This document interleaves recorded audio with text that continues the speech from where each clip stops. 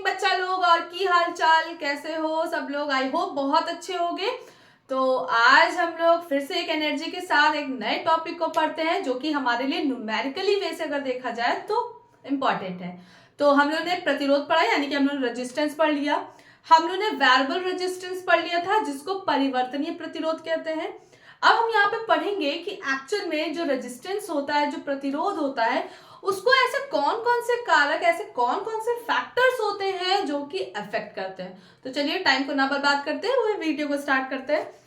Okay, factors affecting resistance of a conductor, यानी कि किसी चालक में जो प्रतिरोध होता है उसको कौन कौन से कारक प्रभावित करते हैं। तो सिंपल से अगर मैं बात करूं, अगर मैंने कोई कंडक्टर लिया, अगर मैंने कोई चालक लिया और उसका मैंने ताप, उसका मैंने टेम्परेचर क्या कर दिया, कांस्टेंट कर दिया, मतलब वैरी नहीं कर रहा, तो एक्चुअल में क्या होता है, उस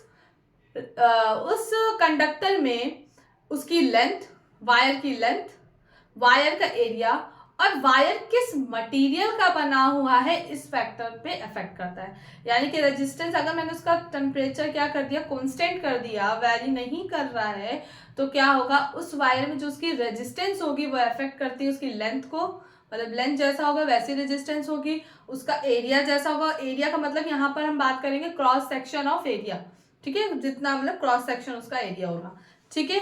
यानी कि हिंदी में क्या बोलते हैं, अनुप्रस्थ, अनुकास्ट या अनुप्रस्थ क्षेत्रफल कुछ कहते हैं, ठीक है। और इसके बाद हम लोग बात करेंगे किसकी, और उसके मटेरियल, यानी कि वो पदार्थ किस चीज का बना है उस पर इफेक्ट करता है। अच्छा हाँ, अनुप्रस्थ क्षेत्रफल कहते हैं शायद। अच्छा ठीक है, आप लोग मुझे कमेंट बॉक्स में बताइएगा कि जो क्रॉस सेक्शन ऑफ एरिया होता है उसको हिंदी में क्या कहते हैं। कमेंट बॉक्स में हिंदी मीडियम वालों बताना, और इंग्लिश मीडियम वालों को भी बताना होगा, ठीक है। चलिए ये होमवर्क है आज आपका। ओके, सो अब देखते हैं कि क्या क्या वेरी करता है, क्या करता है। तो पहली चीज हम इसकी लेंथ की बात करते हैं, ठीक है। लेंथ में क्या होगा, तो बात करते हैं on the length of the conducting wire, the conducting wire. अब एक्चुअल में बच्चे क्या होता है कि जो हमारा कंडक्टर होता है वो उस कंडक्टिंग वायर की लेंथ के डायरेक्टली प्रोपोर्शनल होता है, यानी कि समानुक्रमानुपाती होता है उस चालक की लंबाई के। मतलब जो प्रतिरोध होता है वो हमारी उस चालक की लंबाई के, उस रेजिस्टेंस की लेंथ के डायरेक्टली प्रोपोर्शनल होता है। लेंथ को हम लोग स्मॉल एल से लिखेंगे, ठीक है। इट मीन्स जितना ज्यादा हम लोग लेंथ बढ़ाते जाएंगे उतना ही ज्यादा रेजिस्टेंस भी इंक्रीज होगी। सिंपल सी बात है, हम एक रास्ते पे जा रहे हैं, जितना लंबा रास्ता उतनी सारी बाधाएं मिलेंगी, है ना। तो जितना ज्यादा रेजिस्टेंस होंगे, मतलब जितना लंबा लेंथ होगा वायर का, उतना ही तो ज्यादा उसको रेजिस्टेंस भी मिलेगा आगे चल के इलेक्ट्रॉन्स को। तो गाड़ी क्या है यहाँ पर इलेक्ट्रॉन्स है। इलेक्ट्रॉन्स क्या करेंगे, सीधे सीधे चल रहे हैं। लंबाई अगर बढ़ गई तो इसका मतलब है कि उसको क्या होगा, बहुत सारी बाधाएं मिलेंगी। जैसे गाड़ी चलाते हैं, अब मान लो यहाँ से बहुत लंबा रास्ता हो गया, सिंपल सी बात है, तुमको ट्रैफिक जैम भी मिलेगा, तुमको गाड़ियां मिलेगी, तुम ऐसे चलोगे ऐसे चलोगे ऐसे चलोगे, रास्ता छोटा होगा तो जल्दी पहुंचोगे। इसका मतलब है ना कि लेंथ जो है वो रेजिस्टेंस को अफेक्ट कर रही है कहीं ना कहीं से। बात समझ में आ गई पक्का? चलो अब आगे बात करते हैं हम लोग। यहाँ पे कहाँ गया डस्टर? ओके, अब आगे on the area of the, या cross sectional area, cross section area ही कहेंगे, जितना उसको कट करेंगे वो जो एरिया होगा वो एरिया। मतलब कि ये वायर है तो ये ओवरऑल नहीं बोला एरिया, एरिया का मतलब है जैसे उसको कट किया तो ये जो है ये डिफाइन करता है, ठीक है। Cross section area, area of the conducting wire क्या कहते हैं हिंदी में, अनुप्रस्थ काट क्षेत्रफल, ऐसे कुछ कहते हैं, बस याद करना, मेरे दिमाग में बिल्कुल नहीं आ रहा है। चलो अब हम यहाँ पे बात करते हैं। एक्चुअल में जो रेजिस्टेंस होता है, जो हमारा प्रतिरोध होता है, वो एरिया के इनवर्सली प्रोपोर्शनल होता है। यानी कि जो प्रतिरोध होता है वो उस अनुप्रस्थ काट क्षेत्रफल के, मुझे यही याद आ रहा तो मैं यही बोल रही हूँ, आप लोग ढूंढ लेना, कि इनवर्सली प्रोपोर्शनल यानी कि व्युत्क्रमानुपाती होता है। या अनुक्रमानुपाती, व्युत्क्रमानुपाती। व्युत्क्रमानुपाती का मतलब है कि एरिया बढ़ेगा तो प्रतिरोध घटेगा। सिंपल सी बात है। तुम एक पतली सी गली में जा रहे हो तो तुमको क्या है, वहां पे बहुत सारी चीजें, बहुत बैरियर्स आएंगी, बहुत बाधाएं आएंगी, लेकिन अगर तुम एक हाईवे दे दिया तुम गाड़ी स्मूथली चला लोगे। सिंपल सी बात है। यही चीज इलेक्ट्रॉनों के साथ भी हो रही है कि अगर तुम्हें इलेक्ट्रॉन को क्या, अगर एरिया कम मिला तो सिंपल सी बात है उनको चलने में बाधाएं आएंगी बहुत सारी, लेकिन अगर उनका एरिया बढ़ा दिया गया तो वो क्या होंगे, बहुत ही इजिली मूव करने में फ्री होंगे। तो सिंपल सी बात है, एरिया जितना ज्यादा होगा उसकी रेजिस्टेंस उतनी ही कम होती जाएगी। तो सिंपल से अगर मैं बात करूं तो अगर मैंने कोई एरिया, क्रॉस सेक्शन एरिया 2 गुना बढ़ा दिया किसी कंडक्टर का, किसी चालक का, तो याद रखना उसकी रेजिस्टिविटी जस्ट हाफ हो जाएगी। रेजिस्टिविटी क्या हो जाएगी, हाफ हो जाएगी, R/2 यानी कि हाफ हो जाएगी। अरे ऐसे भी लिख सकते हो, कैसे, देखो इसमें 2 लगाया, एरिया 2 गुना है, तो अगर ध्यान से देखोगे तो रेजिस्टेंस क्या हो रही है, 1/2। क्लियर, समझ में आ गया। लेकिन अगर एक्चुअल में यूजुअली बात करें तो एरिया को बच्चे याद रखना डिफाइंड करा जाता है डायमीटर से, ठीक है। तो अगर मैं थिकनेस की बात करूंगी वायर की, तो वो एक्चुअल में रिप्रेजेंट किए जाते हैं किसी वायर की। अगर मैं मोटाई की बात करूंगी थिकनेस की, तो जनरली डिफाइन की जाती है डायमीटर में। डायमीटर में अगर डिफाइन करते हो तो आप सुनना क्या फंडा होगा। अगर मैं कहूं कि किसी डायमीटर, अगर किसी वायर की डायमीटर उसकी डबल है, क्या है, डबल है, तो उसकी रेजिस्टेंस क्या होगी, बताओ जल्दी बताओ, 1/4 होगी कि नहीं होगी, बताओ कैसे। सुनो, डायमीटर बोला है, डायमीटर का मतलब डायमीटर कोई एरिया नहीं डिफाइन करता। एरिया कैसे डिफाइन कर, A = πr²। मालूम होगा ये वायर है, वायर का ये सिरा क्या है, यही होता है क्रॉस सेक्शनल एरिया। तो ये एक सर्कल बन रहा है और सर्कल का एरिया क्या होता है, πr²। तो डायमीटर डिफाइन ये कर रहा है बेटा कि वो उसकी डायमीटर कितनी है, ये डायमीटर कितनी है, पर ये एरिया नहीं डिफाइन कर रहा। तो अगर आपको याद हो, तो अगर मैं यहाँ पे बात करूं कि अगर इसकी मैं निकालूं कि अगर डायमीटर इसकी डबल है तो उसकी रेजिस्टेंस जस्ट 1/4 हो जाएगा, यानी कि स्क्वायर ही तो होगा, ठीक है ना।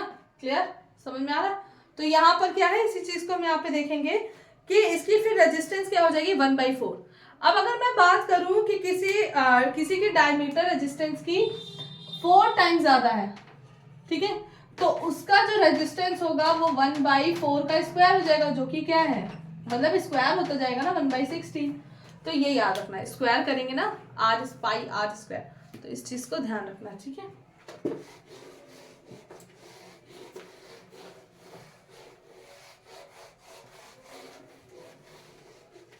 ओके, अब आगे मैं बात करती हूँ, आगे क्या हम लोग करेंगे यहाँ पे, material of a conducting wire, यानी कि जो प्रॉपर्टी नेक्स्ट होगी वो क्या होगी, on material of a conducting wire, यानी कि वो मटेरियल किस चीज का है, ये उस बात पे भी डिपेंड करेगी उसकी रेजिस्टेंस। तो अगर मैं बात करूं, सिंपल सी बात है, लेकिन वो किस चीज पे, अगर मैं ऐसा करूं, मैं 2 कंपेयर कर रही हूँ 2 वायर्स को डिफरेंट मटेरियल के, तो कंडीशन ये अप्लाई है कि उसका क्रॉस सेक्शनल एरिया और उसका जो लेंथ है वो दोनों बराबर होने चाहिए। भाई अगर मैंने लेंथ ज्यादा ले ली तब तो फिर जब कोई भी वायर लोगे उसकी रेजिस्टेंस चेंज हो जाएगी। तो इसका मतलब कंडीशन ये अप्लाई है मटेरियल में, अगर हम कंपेयर करेंगे तो उसकी लेंथ बराबर होनी चाहिए, उसका क्रॉस सेक्शनल एरिया बराबर होना चाहिए। तो वहां पर क्या होगा, जो रेजिस्टेंस होगी वो उस मटेरियल की प्रॉपर्टी पे, मतलब मटेरियल कौन सा है उस पर डिपेंड करता है। जैसे अगर मैं सबसे अच्छी बात करूं तो सबसे लो रेजिस्टिविटी जो होती है, रेजिस्टेंस होती है वो होती है सिल्वर की, ठीक है। अभी आगे बताएंगे कि क्या कितनी कैसी होती है, ठीक है। दूसरी चीज, अगर मैं बात करूं लो रेजिस्टेंस है, तो if the we take 2 wires having same length same diameter, जैसे कि मैंने बात की कॉपर की और की नाइक्रोम एलॉय की। नाइक्रोम एक एलॉय होता है, अभी बताएंगे नाइक्रोम क्या होता है।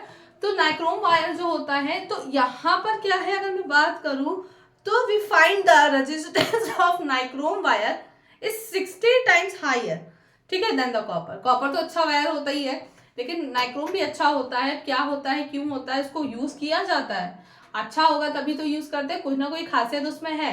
क्या है उसको आगे बताएंगे, ठीक है। तो ये मालूम चलता है कि अगर दोनों की लेंथ और एरिया सेम है, जैसे कि मैंने बात कर दी नाइक्रोम की और कॉपर की, लेकिन कॉपर की जो रेजिस्टिविटी होती है और नाइक्रोम की 60 गुना कॉपर से ज्यादा होती है रेजिस्टिविटी, ठीक है। रेजिस्टेंस, सॉरी रेजिस्टिविटी नहीं, भी पढ़ाना है रेजिस्टिविटी, ठीक है।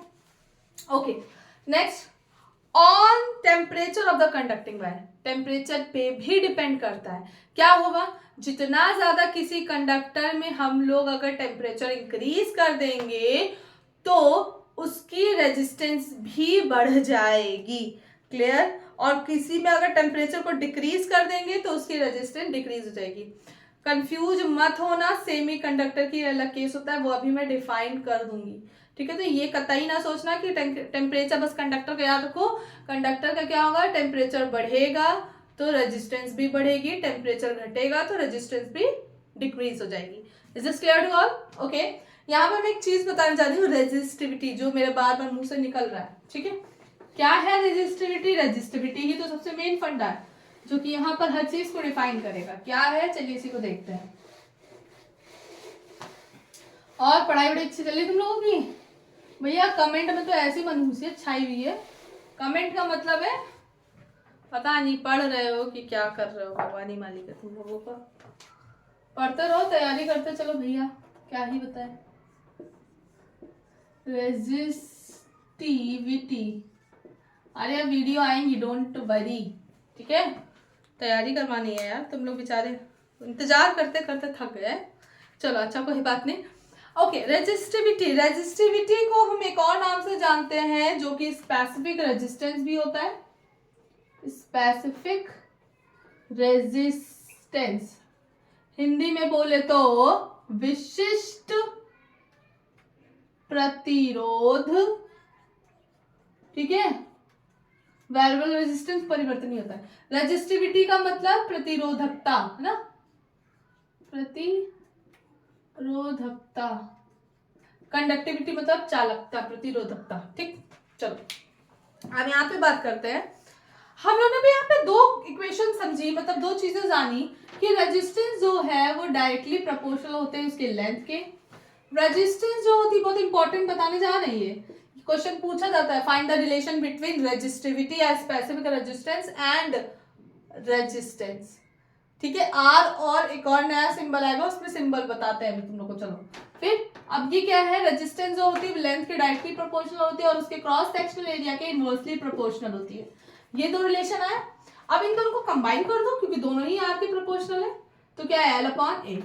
अब मैंने तुम लोग को बताया है कि प्रोपोर्शनल अगर हटता है तो फोकट में नहीं हटता है। यहाँ पर क्या करेंगे, इक्वल का साइन लगाएंगे और एक कांस्टेंट आ जाता है जिसको हम बोलते हैं रो। इसको क्या बोला जाता है मैं बता दे रही हूँ, ये क्या है, रो, रोना नहीं, रो सिंबल है, ठीक है। रो से डिफाइन करते हैं। तो इसका मतलब अगर रो इज इक्वल टू मैं बोलूं तो क्या हो जाएगा, R इंटू ए अपॉन एल, ठीक है। तो ये क्या है, यही तो है हमारा स्पेसिफिक रेजिस्टेंस या फिर स्पेसिफिक रेजिस्टिविटी। बताओ बच्चे, समझ गया? यानी कि विशिष्ट प्रतिरोधकता या विशिष्ट प्रतिरोध, दोनों ही एक चीज है। तो ये समझ में आया, ये दोनों ही फॉर्मूले में यूज किया जाएगा। न्यूमेरिकल करोगे तो ये भी और ये भी, तो दोनों ही एक दूसरे से मतलब रिजेंबल ही कर रहे हैं, कुछ है नहीं इधर उधर कर दिया, तो समझ में आ गया होगा। अब यहाँ पे क्या है सुनो, इसका पहले तो हम लोग मात्रक निकालते हैं।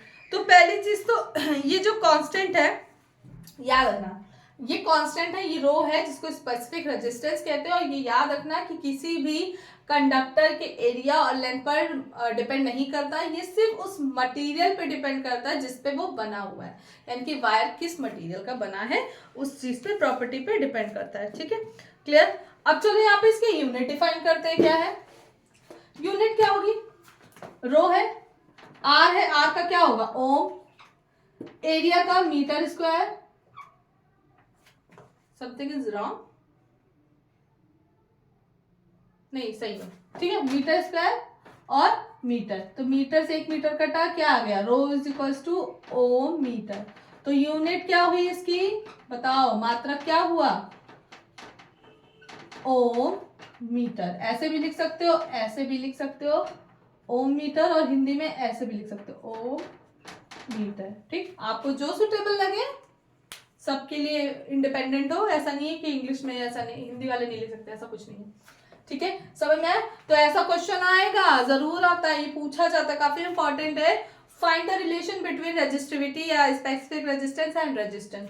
तो देखो आर और रो में रिलेशन मिल रहा है ना, तो तुम यूनिट पूरा डिफाइन करोगे, इसके बारे में बताओगे, और थोड़ा सा इसके बारे में बताओगे कि अगर मैं पूछूं what is the definition of specific resistance, तो क्या बोलोगे? स्पेसिफिक विशिष्ट प्रतिरोध की परिभाषा क्या होगी? तो सीधे बताओगे specific resistance of a substance is equal to the resistance of a material wire of unit length, उसकी लेंथ क्या हो? यूनिट हो, and its cross sectional area is 1 metre square. ठीक है, तो अब इसमें मतलब कि क्या है, अब यहाँ पे क्या है, हम इसका आर 1 ओम ले लेंगे, ठीक, इसका एरिया 1 ले लेंगे, इसकी लेंथ भी 1 ले लेंगे, तो बस इसी को ही रखोगे, तो rho is equals to 1 into 1 into 1, तो बस ये आ गया। Specific resistance of a substance is equal to the 1 ohm resistance of conducting wire and its cross sectional area is 1 meter square and the length is 1 meter। ठीक है, clear, समझ में आ गया? और it depends on the nature of the substance and the temperature, यानी कि दो चीजों पे डिपेंड करता है, वो सब्सटेंस कैसा है और उसका टेम्परेचर क्या है, उस चीज पे डिपेंड करता है। तो डेफिनेशन बता ही दोगे ना भाई, हिंदी में भी बता दो कि किसी चालक की विशिष्ट प्रतिरोधकता उसके 1 ओम, किसी चालक में 1 ओम प्रतिरोध तथा उसका 1 अनुप्रस्थ काट क्षेत्रफल, 1 मीटर स्क्वायर अनुप्रस्थ काट क्षेत्रफल और 1 मीटर लंबाई उसकी हो, तो वो विशिष्ट प्रतिरोध के बराबर होता है। ठीक है,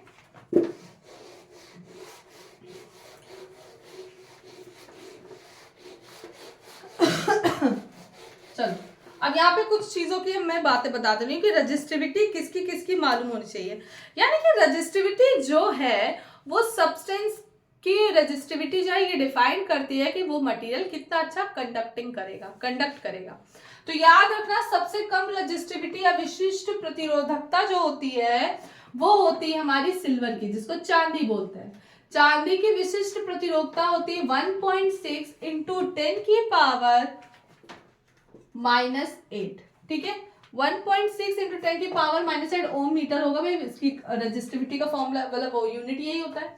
इसके बाद सेकंड नंबर पे अगर हम बात करें तो कॉपर होता है, फोन। ओके, तो सेकंड अगर हम रेजिस्टिविटी की बात करें तो हम लोग बात करते हैं कॉपर की।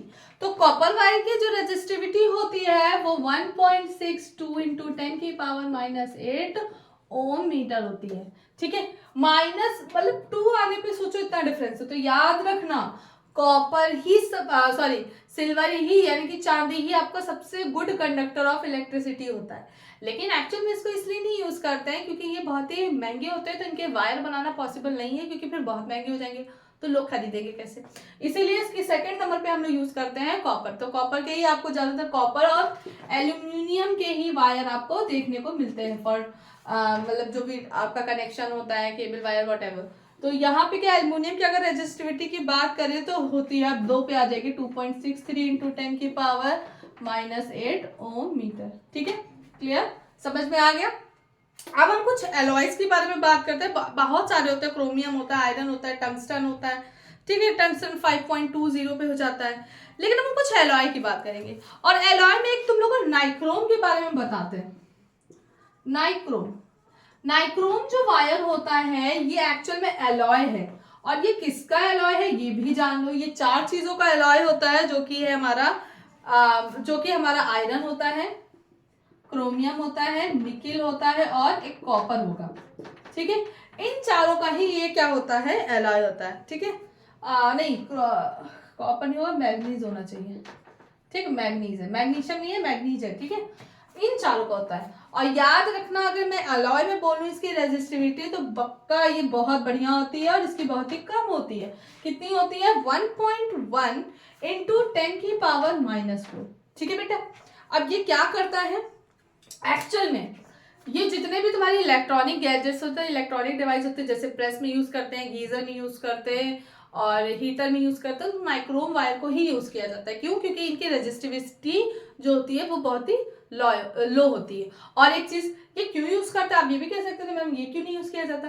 एक्चुअल में क्या होता है, एलॉयज की एक प्रॉपर्टीज होती है कि ये हीटिंग इफेक्ट कम शो करते हैं, यानी कि ज्यादा देर तक जलाने पे भी क्या होता है, जो एलॉय होते हैं उनके अंदर एक खास प्रॉपर्टी होती है कि ये गर्म कम होते हैं। इसलिए जो इलेक्ट्रॉनिक डिवाइसेस है या स्विचेस है उसमें एलॉय मटेरियल यूज किए जाते हैं। ठीक है, तो क्लियर हो गया सबको? ठीक है। अब मतलब कि कहने का मतलब ये लेस ऑक्सीडाइज होते हैं, बहुत ही रेयर ऑक्सीडाइज होते हैं, कम ऑक्सीडाइज होते हैं। ऑक्सीडाइज का मतलब है ये जल्दी हाई टेम्परेचर पे बर्न नहीं होंगे। ठीक है, ऑक्सीजन का मतलब क्या होता है, रिएक्ट करना, जलना, तो ये बर्न नहीं होंगे। ठीक है, क्लियर, समझ में आ गया? ऑक्सीडाइज का मतलब ऑक्सीजन की नीड होती है ना बर्न होने के लिए, तो ये जल्दी ऑक्सीडाइज नहीं होता, तो बर्न नहीं होता। ठीक है, तो जितने भी स्विचेस होते हैं ये सब बनाए जाते हैं इसी कारण है कि एलॉय का ही बनाया जाता है। सबसे अच्छा एग्जांपल अगर हम बात करेंगे तो नाइक्रोम की ही बात करते हैं। ठीक है, अब हम बात करते हैं रेजिस्टिविटी की। तो याद रखना रेजिस्टिविटी मैंने बताया, रेजिस्टिविटी अगर हम बात करेंगे किसकी, सेमीकंडक्टर की अगर हम बात करें तो याद रखना इसी तरह से टंगस्टन को भी क्या होता है, फिलामेंट में यूज किया जाता है, आपको मालूम होगा। रेजिस्टिविटी की अगर बात करें तो सेमीकंडक्टर में कुछ अलग होता है। सेमीकंडक्टर आपको भी मालूम है which having a both property of metal and non metal. ठीक है, दोनों की प्रॉपर्टी होती है। अब ये करते क्या है कि एक्चुअल में जब आप टेम्परेचर बढ़ाओगे तो सेमीकंडक्टर बिहेवियर सबसे अलग है। ये क्या करता है, टेम्परेचर इंक्रीज करने पे इसकी कंडक्टिविटी क्या हो जाएगी, डिक्रीज हो जाती है। ठीक है, और टेम्परेचर लो करने पे ये क्या करते हैं, इनकी रेजिस्टिविटी क्या है, मतलब कि ये क्या करेंगे, ऑन डिक्रीजिंग इंक्रीजिंग, क्या लिखा है, रुको, conductor and insulator decreasing on increasing the temperature, यानी कि इनकी रेजिस्टिविटी डिक्रीज हो जाती है ऑन इंक्रीजिंग टेम्परेचर। ठीक है, टेम्परेचर आप जैसे ही बढ़ाओगे इनकी रेजिस्टिविटी लो हो जाएगी, टेम्परेचर जैसे ही कम करोगे इसकी रेजिस्टिविटी हाई हो जाएगी। ठीक है, अगर मैं इंसुलेटर की बात करूँ तो इंसुलेटर तो मतलब जैसे ग्लास है, वुड है, ये सब है, तो ये क्या होता है, इनमें क्या होता है, इफेक्ट ही नहीं होता कोई भी, आप टेम्परेचर इंक्रीज करो या डिक्रीज करो, क्योंकि ये क्या करते हैं, does not change with the temperature, इनके अंदर कोई इफेक्ट नहीं होता। ठीक है, क्योंकि इनके पास क्या नहीं पाए जाते हैं, इसका रीजन क्या है, इंसुलेटर में फ्री इलेक्ट्रॉन नहीं पाए जाते हैं। आपको मालूम है इलेक्ट्रिसिटी कंडक्ट करने के लिए फ्री इलेक्ट्रॉन का होना इज वेरी इंपॉर्टेंट। ठीक है, चलो तो अब इसके न्यूमेरिकल कर लेते हैं। तो चलो इसके न्यूमेरिकल में नेक्स्ट वीडियो में करेंगे, तब तक के लिए मिलते रहिए, देखते रहिए क्या होगा। ठीक है, okay, all the best for your board exams. So next video में हम लोग इसके न्यूमेरिकल करते हैं, तब तक इसको अच्छे से तैयार कर लीजिएगा। Take care, bye bye.